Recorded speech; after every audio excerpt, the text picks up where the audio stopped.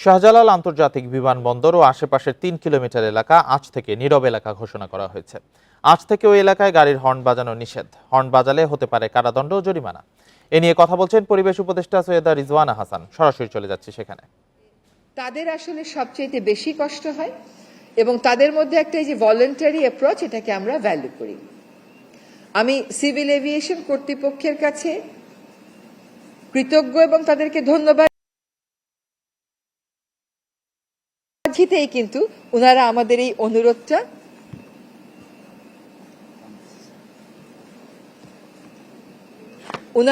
এই অনুরোধে সাড়া দিয়েছেন এবং আমি জানি যে আমাদের চেয়ারম্যান মহোদয় পূর্ণ সমর্থন দিয়েছেন।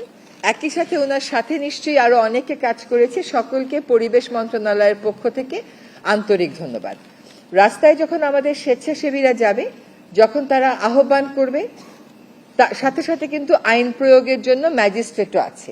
আমাদের বিমানবন্দরের ভিতরে আমাদের সিভিল এভিয়েশনের নিজস্ব ম্যাজিস্ট্রেট আছে, একদিকে আমাদের উত্তর সিটি কর্পোরেশনের ম্যাজিস্ট্রেট আছে, আরেকদিকে আমাদের ট্রাফিকের ম্যাজিস্ট্রেট আছে। ফলে আহ্বানের সাথে সাথে আইন প্রয়োগের কাজটাও শুরু করতে চাই। যদি সফলতার বিচারে বলেন, আমি মনে করি কাজটা শুরু করাই একটা সফলতা।